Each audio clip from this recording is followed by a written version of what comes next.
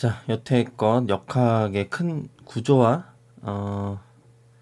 힘이라는 것들이 일반적으로 가지는 특징들을 좀 얘기를 해봤다면, 지금부터는 좀 구체적인 힘 각각에 대해서 알아야 하는 특징들을 다시 한번 살펴보는 시간을 좀 갖겠습니다.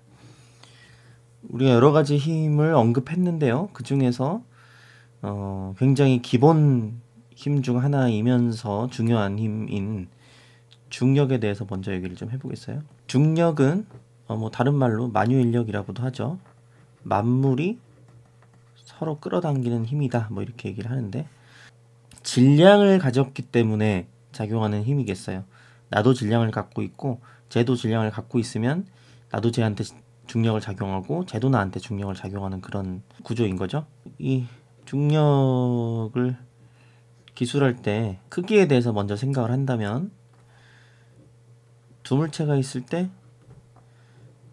두 물체 사이에 작용한 중력의 크기가, 자, 뭐 이놈이 질량이 m1이고 이놈이 질량이 m2라면 요만큼이라는 거를 우리가 잘 알고 있죠.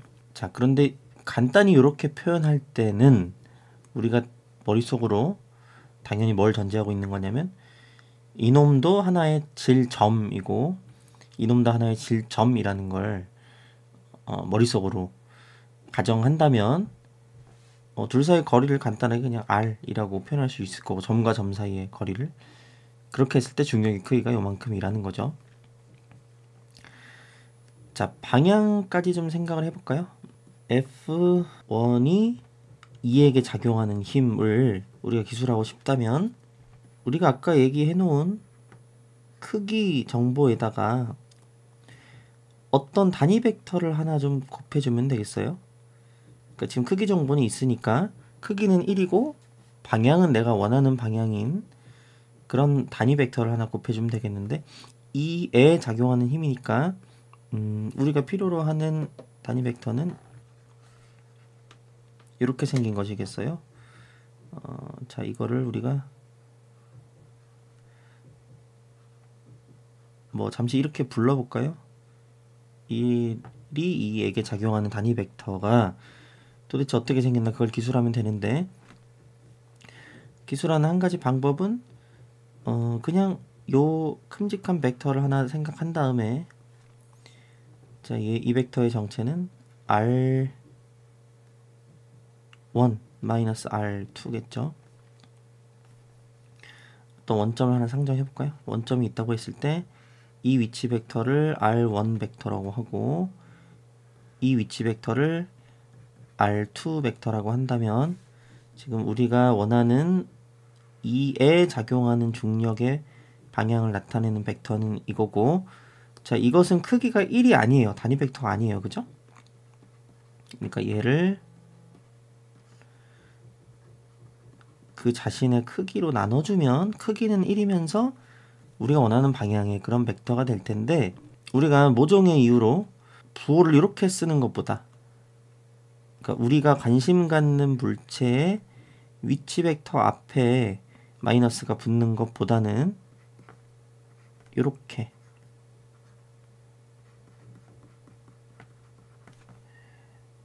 곱하기 이렇게 표기하는 걸 선호한다 그랬죠. 절대값 안에 있는 것도 부호를 바꿔버릴게요. 네, 그리고 여기 들어갈 요거까지 다시 표현해서 써보면 마이너스 r이란 건 요게 r이죠. 거리. 내 관심 물체 빼기 원천 물체 제곱 분의 g m1 m2 곱하기 이게 크기고 r2 마이너스 r1 r1. 자, 이렇게 방향 정보까지 포함하면 기술이 된다는 거죠. 마찬가지로 뭐 1에 작용하는 중력도 같은 방식으로 표현할 수 있을 거고요. 얘랑 부호만 결국에 반대가 되겠죠. 뭐 내친 김에 밑에다 좀 써볼까요? F2가 1에 작용하는 중력은, 자, 그냥 전체 식을 똑같이 쓰고 플러스로 바꾸기만 해도 맞는 말이겠지만, 일관된 모양을 좀 맞춰주기 위해서 같은 형식으로 써보겠어요. 그러니까 부호를 냈다 바꾸는 대신에 첨자 1과 2를 죄다 바꿔서 쓴다는 거죠. G 뭐 여기 2, 1 바꿔도 되지만 별 의미가 없으니까 이렇게 1, 2 순서로 쓸게요. 또 R1 빼기 R2 분의 R1 빼기 R2. 자, 이렇게 되겠고요. 이제 다음 문제는 이거죠. 이렇게 점질량과 점질량이 있을 때는 이렇게 꽤나 간단하게 기술이 됐는데, 우리가 수업 시간에 다룬 것처럼 이런 상황, 점질량이 아니고 점질량이고 이놈 전체가 M1이고 이 점질량이 M2고 어딘가 원점이 있고, 자, 요런 상황일 때 요거가 아까처럼 이렇게 단순하게 기술이 되지 않죠. 단순하게 기술할 수 있는 방법도 있어요. 우리가 어떤 가정을 하면 되겠냐면, 어떤 모델링을 하게 되겠냐면, 야, 이거 뭐 부피가 있지만 그냥 어떤 한 점에 몰려 있는 걸로 내가 모델링하면, 간주하면 아까처럼 식으로 표현할 수 있는 거 아니냐. 맞죠? 오차를 감수하고 그렇게 하려면 해도 되겠어요. 그 경우에 가장 그나마 합당한 점은 질량 중심을 택하는 것이겠어요. 뭐 언제나 다른 점을 택하는 것보다 질량 중심을 택하는 것이 오차가 제일 적다, 이렇게 말할 수는 없겠는데, 통상적으로 가장 선호되는 방식은 한 점으로 간주하고 싶을 때는 그 물체가 그 물체의 질량 중심에 있다고 간주하는 것이 가장 좋은 방법이겠어요. 그런데 우리가 그것을 지금 얘기하진 않겠고, 이렇게 부피가 있는 물체와 점질량에 대해서 올바른 방식으로 근사 없이 힘을 표현하는 방법을 좀 연습해 보겠어요. 수업 시간에 했었죠. 아이디어는 뭐냐면 이 큰 질량을 이렇게 다지는 거죠. 이분하게 다져요. 같은 크기의 같은 부피를 가진 무수히 많은 조각으로 쪼갠 다음에 요 하나를, 이 하나의 부피를 dv, v는 볼륨 부피란 뜻이에요. 미소 부피라고 부른다면, 이것을 우리가 굉장히 잘게 쪼갰기 때문에 이걸 하나의 점, 이건 뭐 애초에 하나의 점이었고, 이 둘의 관계는 이제 점 대 점의 관계여서 앞서 세운 식을 그대로 써먹을 수 있다는 거죠. 뭐 특별히 이제 1번 물체의 이제 미소 부피 중 하나라는 의미로 첨자를 한번 붙여볼게요. 그러면 이놈의 질량은 dm1 이렇게 부를 수 있겠네요. 자, 얘를 부피로 이름 부르지 않고 질량으로 이름을 이렇게 불러볼게요. 쟤는 dm1이다. 그것을 다시 부피와의 관계로 표현하자면 이 지점의 밀도 곱하기 미소 부피, 이렇게 표현하겠고요. 밀도가 각 지점마다 다르다는 걸 강조하기 위해서 밀도가 이 위치에 대한 함수임을 강조해서 표현할 건데, 그럼 우리가 위치 벡터를 좀 명명해야겠죠? 자, 이렇게 해보겠습니다. 우리 수업 시간에 R'이란 말 썼는데, 오늘은 R1 이런 표현으로 한번 써보겠어요. 이 1번 물체의 각 지점을 가리키는 위치 벡터를 R1이라고 부르는 거예요. 그러면 이 밀도라는 건 R1에 대한 함수이겠어요. 그죠? 그럼 이제 우리가 구하고자 하는 이 전체 질량이 이 점 질량에 작용하는 힘 F1, 2는 dF를 먼저 구해내는 거예요. 이렇게 좀 자세하게 표현할까요? 자, 이렇게 얘도 M1이 M2에게 작용한 질량, 이렇게 표현해 볼게요.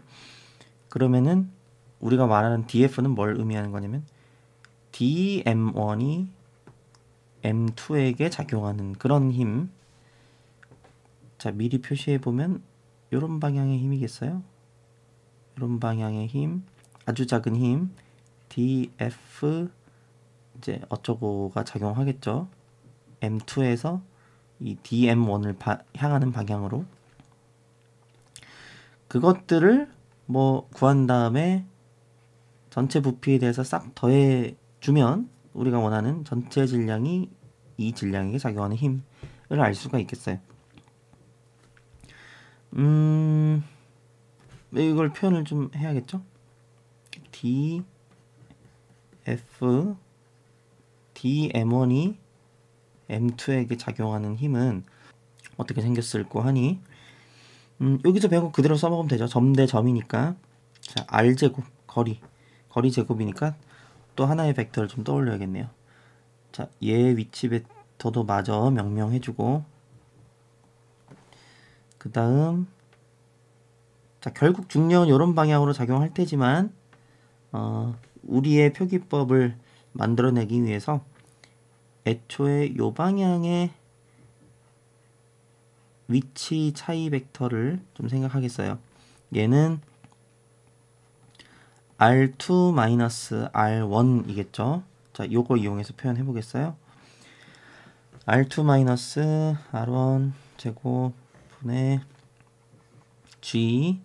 자, dm1과 m2를 쓰면 되는데 dm1을 바로 요걸로 표현해 보겠어요. 러 R1에 대한 함수죠, 얘는. 그리고 각각의 미소 부피 곱하기 자 이게 dm1이라는 걸 좀 잘 보이게 가로를 좀 쳐줄게요. 곱하기 나머지 하나의 질량 그 다음 단위 벡터 R2-R1 분의 R2-R1 자 이렇게 하면 되겠죠. 자 그리고선 우리가 결국 구하고 싶은 전체 질량이 얘한테 작용하는 힘을 말하고 싶으면 얘를 이제 전부 다 모아주면 되죠. 그래서 그냥 밑에 쓰지 않고 시간을 절약하기 위해서 여기다 바로 써볼게요. 인테그랄 이 전체를 이런 조각들을 무수히 작은 조각이겠죠. 힘은 힘인데 굉장히 작은 힘일 거예요. 그런 애들을 인테그랄 해달라. 원래 범위를 써줘야 되는데 뭐 무슨 변수가 뭐인 거부터 뭐인 것까지 이런 조각들을 다 더해달라 라는 얘기를 해야 되는데 지금 3차원 물체에 대해서 우리가 얘기를 하고 있잖아요. 3차원 물체 그런 경우에 범위를 예쁘게 명시하기가 좀 어렵겠어요. 만약에 어떤 직육면체라면 XYZ 축에 평행한 어떤 직육면체가 있다면 X가 어디일 때부터 어디까지, Y가 어디일 때부터 어디까지, Z가 어디일 때부터 어디까지라고 딱 말해주면 좋겠는데 얘는 좀 못생겼죠, 물체가. 그 경우에 범위를 정확한 값으로 명시하기 어려우니까 뭐 계산할 때는 그게 필요하겠지만 뭐 이 경우에 범위를 생략하거나 또는 굳이 써주고 싶으면 이렇게 그냥 전체 부피에 대해서 이 정도로 그냥 쓰고 넘어가는 경우가 잦습니다. 자, 이렇게 된다는 거죠. 이렇게 된다는 거죠. 그냥 이렇게 쓰면 되겠습니다. 이게 부피가 있는 물체와 점질량 사이에 작용한 힘을 계산하는 방식이겠어요. 수업 시간에는 얘기하지 않았지만 한 단계 좀 나가볼까요? 경계를 좀 긋고 이런 상황을 좀 생각해 봅시다. 충분히 생각할 수 있는 상황인데 이런 상황이죠. 물체가 두 개 다 부피가 있을 수 있잖아요. 그죠? 그게 더 일반적인 경우죠. 지구가 있고 뭐 아무리 사과라 한들 부피가 왜 없습니까? 점이 아니죠, 사과는. 근데 뭐 이 정도 스케일에서는 사과를 점으로 취급하고 계산해도 안 그렇게 한 것과 거의 뭐 아주 작은 오차밖에 없을 것 같지만 충분히 큰 두 물체에 작용하는 중력이라면 얘기가 달라질 수 있죠. 이놈의 전체 질량을 M1이라고 하고 이놈의 전체 질량을 M2라고 합시다. 그러면 내가 궁금한 건 이번에 이거예요. F M1이 M2에게 작용하는 중력이 어떻게 될 건가? 자, 잠시 여러분이 이 영상을 멈추고 시간을 갖고 종이에다가 한번 생각을 해보죠. 자, 모델링 하는 거 아니에요. 얘도 점으로 간주하면 뭐 너무 쉽죠. 이렇게 하면 되죠, 그냥. 네, 그게 아니고 지금 우리가 앞서 얘기한 것처럼 우직하게 진짜 이 두 물체 사이에 작용하는 중력이 얼마나 어떻게 될 것인가가 궁금할 때 어떤 식으로 계산할 건가를 한번 잠시 생각해 보죠. 자, 생각해 봤어요? 앞선 논의를 잘 쫓아왔다면 뭐 여러분들이 어렵지 않게 계산할 수 있을 거라고 생각을 해요.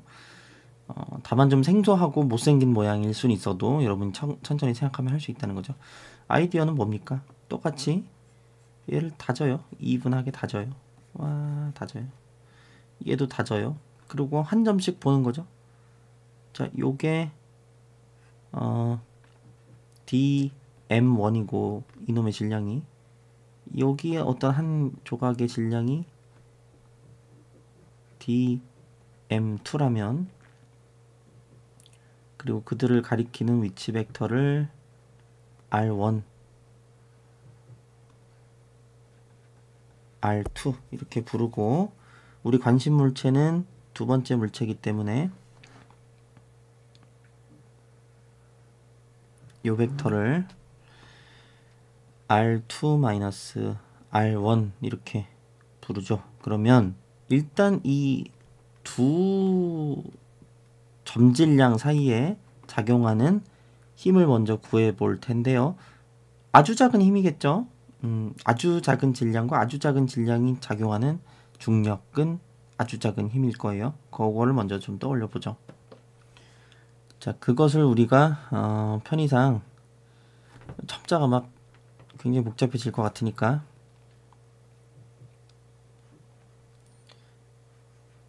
별이라고 좀 불러볼까요? 별 벡터는 자, DM1과 DM2 사이에 작용하는 그런 힘이에요. 마이너스 뭐 똑같죠. 좀 지겹네요, 그죠? R2 마이너스 R1 그거의 제곱 G 아주 작은 미소질량 DM1 또 아주 작은 미소질량 DM2 곱하기 단위 벡터 R2 마이너스 R1 분의 R2 마이너스 R1 이겠고요. 자, DM 대신에 밀도에 대한 식으로 표현할 수 있죠. 밀도는 이제 함수일 텐데 이 경우에 R1에 대한 함수 dv1 이놈은 러 R2 dv2. 자, 굳이 또 v에 대한 식으로 바꾸자면 마이너스 2 마이너스 R1 제곱 분의 G 러 dv 러 dv. 아이고 길다. 좀 잘 보이게 괄호로 묶어서 더 안 보이나? R2 마이너스 R1 분의 R2 마이너스 뭐 이렇게 되겠죠? 전혀 뭐 어려운 게 아니죠. 원래 하던 거의 연장선이에요. 그냥 이 대상이 M2 전체에서 DM2로 바뀌었을 뿐이지. 그 다음은 뭘 생각해 보겠냐면 이 별이라는 힘이 DM1이 DM2에게 작용한 힘이었다면 우리 이제 꽉 찬 별을 하나 생각해 보겠어요. 꽉 찬 별은 말하자면 이 결국에 M1이 M2한테 작용하는 게 얼마인지를 모아야 되잖아요. 그죠? 앞서 했던 것처럼 이거 전체가 한 점에게 작용하는 걸 먼저 구해 보겠어요. M1이 DM2에게 작용하는 거를 이제 한번 표현해 보겠어요. 이거 뭐겠냐면 별들을 싹 모아주면 되는 거죠. 자, 범위를 굳이 명시하자면 뭐에 대한 거예요? 그죠? 모든 R1에 대해서 그러니까 전체 부피에 대해서 요것들을 싹 더해주면 되는 거겠죠. 식으로 한번 써볼까요? 인테그랄 전체를 싹 더해주는데 이 적분한다는 건 이 안에 있는 내용물을 어떤 변수가 움직일 때에 대해서 싹 모아주는 건데, 이 경우에 지금 변수가 두 개가 있어요. R1과 R2가 있어요. 스칼라로 얘기하면 6개가 있는 거죠.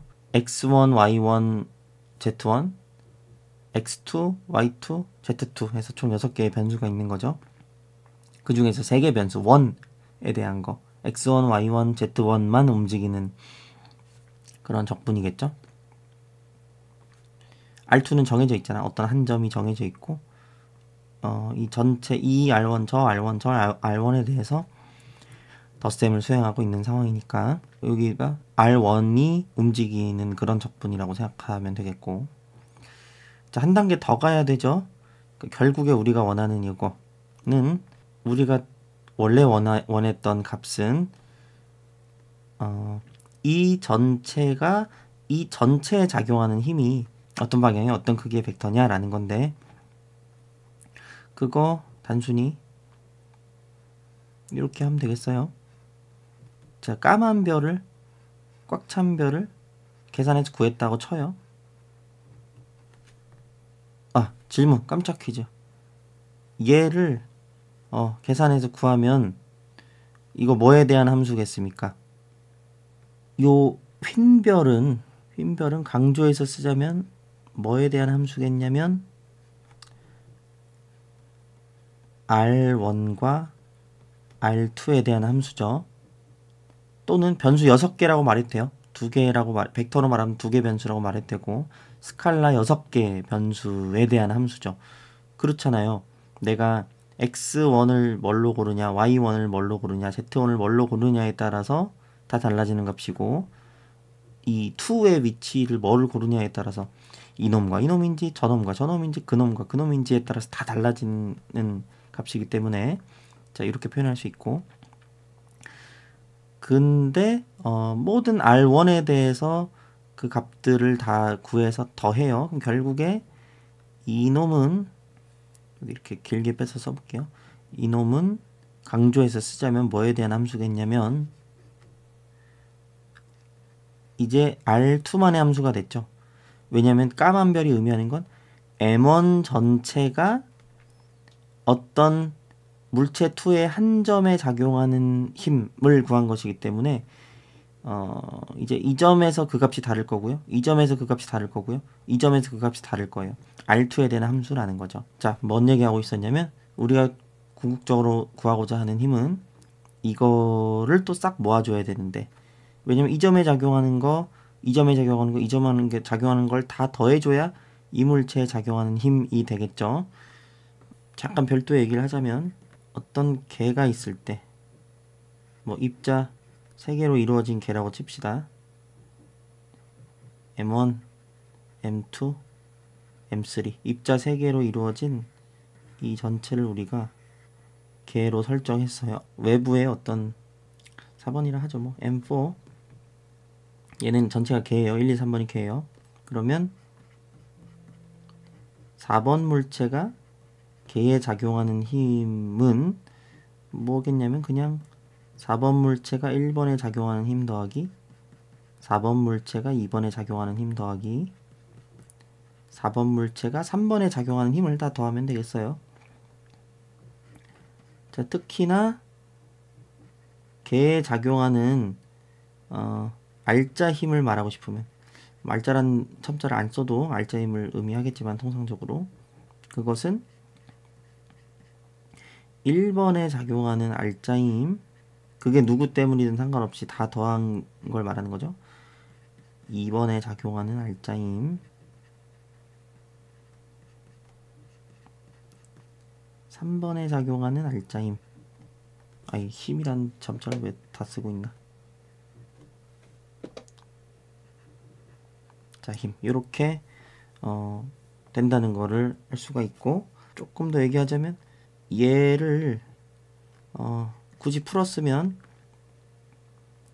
원에 작용하는 힘은 2가 1에 작용하는 거, 3이 1에 작용하는 거, 4가 1에 작용하는 거. 자, 그 다음 얘도 쓰자면 1이 2에 작용하는 거, 3이 2에 작용하는 거, 4가 2에 작용하는 거. 아유 길다. 괜히 쓰기 시작했나? 3에 작용하는 알짜임은 1이 3에 작용하는 거, 2가 3에 작용하는 거. 자, 나를 옮기죠. 야, 4가 3에 작용하는 거 이렇게 있겠죠? 자, 그런데 잘 보면 얘랑 서로 없어져요. 그죠? 작용 반작용. 얘랑 없어져요. 3, 2, 2, 3 없어져요. 결국에 뭐만 유효하냐면 이 개에 작용하는 알짜임은 4가 1에 작용하는 거 더하기 4가 2에 작용하는 거 더하기 4가 3에 작용하는 거 이렇게 된다는 거죠. 그러니까 결국에 알짜임을 구할 때, 개에 작용하는 알짜임을 구할 때 개의 외부에서 개에 작용한 힘들만 다 더하면 된다는 거죠. 그래서 선생님이 자꾸 집안 싸움은 고려하는 거 아니다 이렇게 얘기를 했어요. 설령 집안 싸움을 고려하더라도 결국에 다 서로 없어질 힘이기 때문에 이렇게 따진다. 그래서 만약에 여기에 M5나 M6나 다른 게 더 있었다면 외부 것들이 1번에게 작용하는 알짜임, 외부 것들이 2번에게 작용하는 알짜임, 외부 것들이 3번에게 작용하는 알짜임을 다 더하면 개에 작용하는 알짜임이 되겠죠. 이건 잠깐 격가지로 얘기한 거고요. 원래 하던 얘기로 돌아오면 이 얘기 하려고 이 얘기 한 거죠. 이 물체 전체에 작용하는 힘을 생각하고 싶으면 2점에 작용하는 힘 더하기 2점에 작용하는 힘 더하기 2점에 작용하는 힘, 2점에 작용하는 힘을 하면 된다는 거예요. 각 점에 작용하는 힘은 우리가 구해놨어요. 까만 별이죠. 그러니까 이 전체에 작용하는 힘이 궁금하면 까만 별을 또 싹 더해주면 되는데 까만 별은 R2에 대한 함수일 거고요. 그것들을 이제 전체 부피에 대해서 이번엔 R2가 움직이는 적분이에요. 계산해주면 우리가 원하는 힘을 구해낼 수 있겠습니다. 그거는 이제 R1에 대한 함수도 아니고 R2에 대한 함수도 아니겠죠. 자, 이런 식으로 우리 수업 시간에 여기까지 얘기는 안 했는데 뭐 너무 당연한 얘기예요. 사실 수업 시간에 얘기를 안 했지만 이걸 여러분이 생각할 수 있다면 이런 더 일반적인 상황에 대해서도 생각할 수 있을 거라고 선생님이 생각을 합니다. 그래서 한번 얘기를 해봤고요.